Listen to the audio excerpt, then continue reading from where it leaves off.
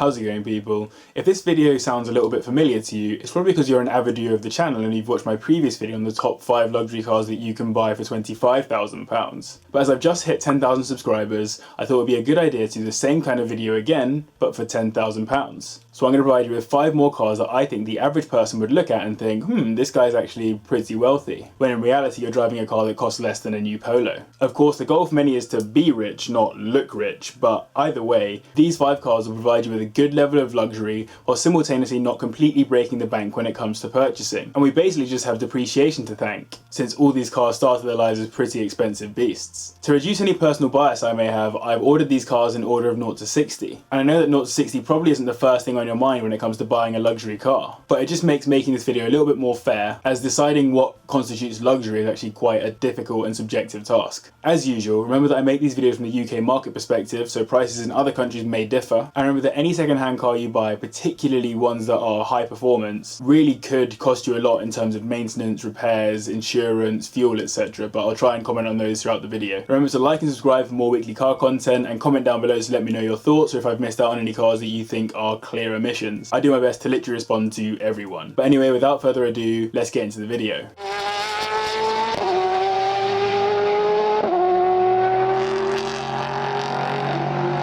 Coming in at number 5, we have the first generation Land Rover Range Rover Sport, and more specifically, the 2.7 litre V6 turbo diesel model, which puts out 188 brake horsepower to its 4 wheels, taking it from 0 to 60 in 11.9 seconds. The Range Rover Sport's chassis was actually adapted from the 2004 Discovery 3, and mixes the structural rigidity of a monocoque chassis with the robustness of a separate chassis design for off-roading. And that engine block I mentioned is actually a Ford Lion engine, though of course, if you have a bit more money, you can actually go for a more powerful Jaguar engine, like the 4.2 litre supercharged V8. Either way, the car is generally made to be a sporty but luxury cruising 4x4, as it only comes with a 6-speed automatic transmission. One super intelligent feature that you get with the RRS is the dynamic response, which incorporates electro-hydraulic active anti-roll bars that react to cornering forces to make the handling much better than you would expect for such a large vehicle. It also comes with other advanced driver technologies like active cruise control, which can discern between the type of vehicle it's following, so it will take the necessary precautions when following a motorbike versus a lorry. In terms of luxury, it's clear that the Range Rover Sport is a very nice place to be. Having been in one, I can attest to the heated seats being particularly comfortable,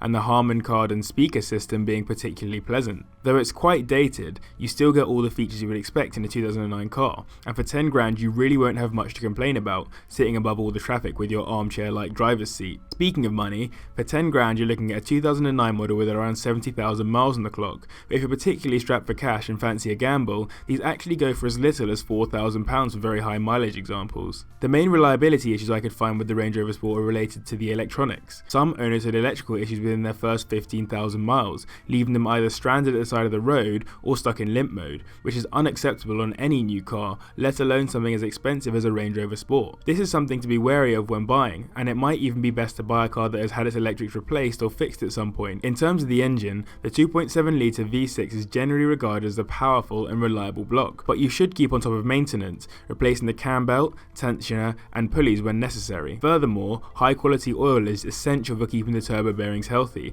as well as multiple other areas of the engine. Just don't use poor quality oil, it's not worth it. Worn turbos are quite common, so be wary of this too. Overall though, the Range Rover Sport is a very decent Chelsea wagon for you to waft around in while feeling wealthy. You may not be able to get great noise out of the engine like you might with the 4.2, but you get what you pay for, and you still get to wear that Range Rover Sport badge with pride.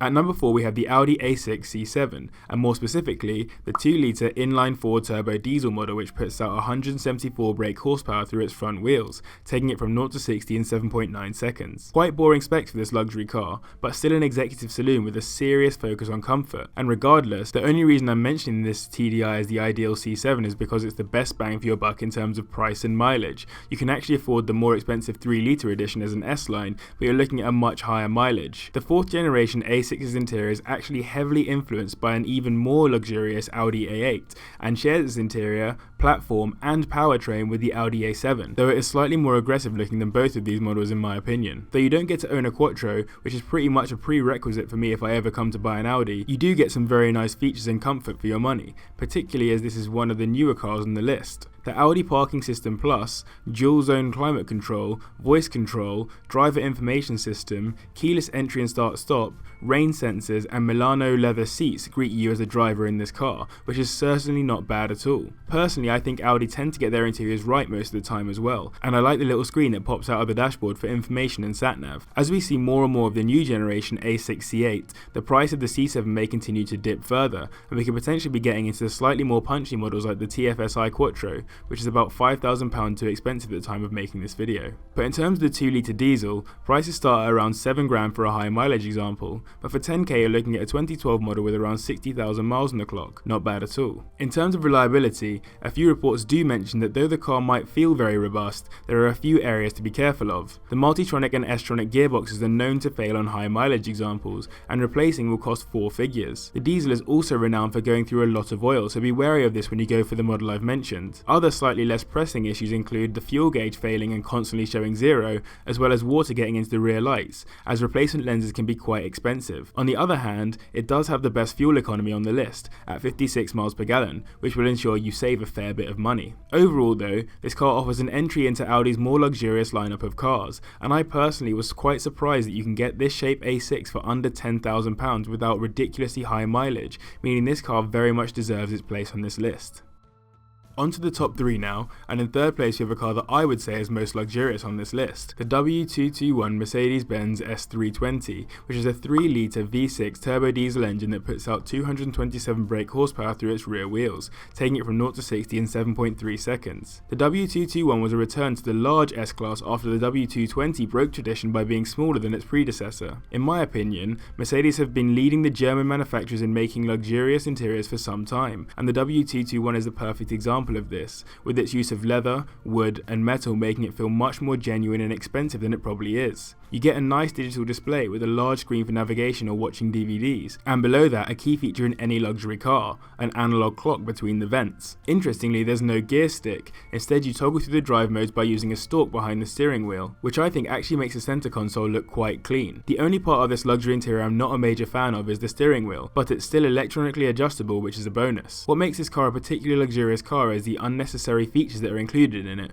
like the interior lighting, a sunglasses compartment, and DVD changer, which are all there just to make sure you know this car is supposed to be wafted around in. The car actually comes in both long and short wheelbase forms, though in the US, Mexico, Russia, China and Indonesia you'll only get your hands on the long wheelbase option, as the short wheelbase is not available. You can pick up this chauffeur saloon for as little as £4,500 for a very high mileage example, but for 10 grand you'll find yourself in a 2009 model with around 50,000 miles on the clock. That is not bad at all considering what you're getting for the money. In terms of reliability, owners have had very different experiences in the S320. From what I could find, some people have been blessed with little to no issues, while others have been struck with horrific money pits that have meant their ownership of the car was cut short. According to reviews, common problems include the injectors, turbocharger, oil leaks, coolant leaks, and multiple sensor failures. Going by the number of owners that have had issues with the car, I would definitely want a pre-purchase inspection by someone who knows what they're looking for, and would want to see a good service history. Either way, the W221 is, in my opinion, the most luxurious car on this list, with some unreal features for you to enjoy as you waft along pretending to be wealthy, while knowing you actually got the car for a very reasonable price. Pro tip, if you want to feel even wealthier, insure your mate on the car, get him to wear a black suit with a pilot hat,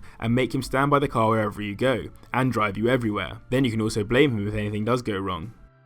Narrowly missing out on the top spot, we have the BMW 7 Series F0 generation, and more specifically, the rear-wheel drive 730D model, which is a 3-litre straight-six turbo diesel engine, which puts out 254 brake horsepower and does 0 to 60 in 5.9 seconds. Unbelievable performance for a car that does 50 miles per gallon, easily the best ratio of speed and economy on this list. This German executive saloon comes in 4 versions, the F01 short wheelbase, the F02 long wheelbase, the F03 Armoured Edition, and the F04 hybrid. For 10k you can expect to get your hands on an F01 or F02 with around 40,000 miles on the clock, which is pretty insane, and if you're willing to go for a high mileage model to save some cash, you're looking at around 7 grand. If you're lucky, you can even get your hands on an M Sport version of the car, which of course is the slightly sportier version that tends to hold its value slightly better across the entire BMW range. This 7 Series was the first BMW vehicle to be produced with rear wheel steering, pedestrian recognition for a night vision feature, blind spot monitoring, massage function in the rear seats, and radar cruise control, which is able to completely stop and accelerate the car. Other options also included all-wheel drive, which was another first for BMW,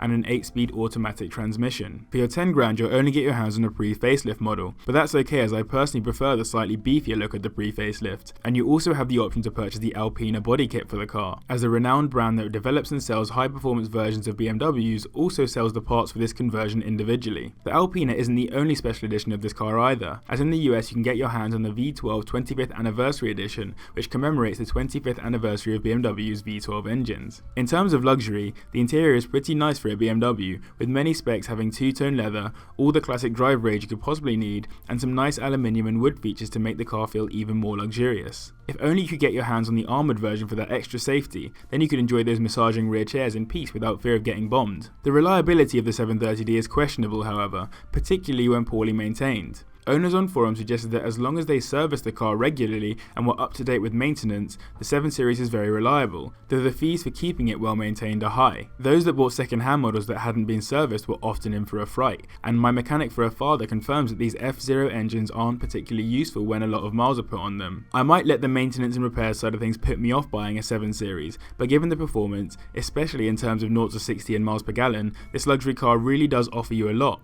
when it works. Taking a well-deserved first place in this list, we have the Lexus GS450H S191, which uses its hybrid-powered 3.5-litre petrol V6 to take it from 0 to 60 in just 5.7 seconds, as a result of the very decent 341 brake horsepower it puts through its rear wheels, easily the most powerful car on this list. GS actually stands for Grand Sedan, though many importers actually misname the car Grand Sport, and this model of Lexus sits between the luxury IS and the flagship LS. What is particularly special about the 450H is that engine. The engine block is actually vacuum cast to ensure there are no imperfections, which was recognised by the engine receiving the annual prize for advanced technology in 2007. The engine is so flexible that the 450H actually features as a race car in Japan, but in terms of luxury, this car is massive with a long wheelbase option also available. It has the classic leather interior, large touchscreen display, and other slightly more premium materials throughout the car. It also comes with heated memory seats for additional comfort, keyless entry and start-stop, a power moonroof, and a 330-watt premium Mark Levinson speaker system. You can pick one of these massive Lexuses up for around £4,500, but for 10 grand you're looking at a 2009 model with around 50,000 miles on the clock. And in terms of reliability, you're likely in very good hands with the 450H. As I mentioned, that engine is vacuum cast to ensure minimal imperfections, which means less likelihood of any part of the design being incorrectly built. As this is the case, you can generally rest assured that if something goes wrong with your GS450H, it wasn't the engine. The Lexus brand has a reputation for bulletproof reliability, but owners of the GS450H rave about it so much that this car will likely feature again when I do a video on the top 5 most reliable cars on the market. So, you get the most powerful and reliable car on this list, and it remains luxurious enough that you can potter along in it, letting everyone know that you wish you were wealthy. It won't look out of place at the golf club, but it also won't break the bank when it comes to purchasing. A very worthy winner of this list, the Lexus GS450H. So, to recap, I've given you my take on the top 5 cheap luxury cars that you can buy for less than £10,000. Remember to comment down below to let me know your thoughts on my picks, or literally just comment anything down below because I like chatting to you guys. If you have any other ideas for videos as well, put them down below and I'll get back to you. Again, I want to take a moment to thank everyone for subscribing recently. Hit 10,000 subscribers this week, which is a huge milestone for me, especially when I started this channel earlier this year. My original goal was to gain 300 subs by the end of the year and 10,000 views. And now I have 10,000 subscribers and over 1 million views, which is just ridiculous and completely not what I expected at all. So thank you so much for all the support, all the great messages and stuff. I've thoroughly enjoyed it, and plenty more videos to come, both the top 5s, the Pointless Polo project as well, big plans for that, just quite difficult plans at the moment, and also all sorts of other types of car videos as well. So make sure you're subscribed for all of those to come in the future. Again, comment down below if you like me appearing at the start and end of my videos. Obviously normally I have me driving around in my car, but I thought as I want to buy a new camera soon that was slightly better than this one, I wanted to appear at the start and end of my videos just to kind of be a bit more personable with you guys, basically. Speaking of being personable, go follow me on Instagram and drop me a DM. I love to chat to you guys on there as well, and I post pictures of cars that you don't get to see here on YouTube, and I post all of my updates. So if you want to keep up to date with the videos and when they're coming out, jump onto Instagram and follow me over there. I haven't got very many followers at the moment, so the more the merrier. But anyway, if you've made it this far, comment me a nice Lenny face down below because I love a good Lenny face. Remember to like and subscribe for more weekly car content. And as always, thank you very much for watching. I'll see you in the next one. Listen.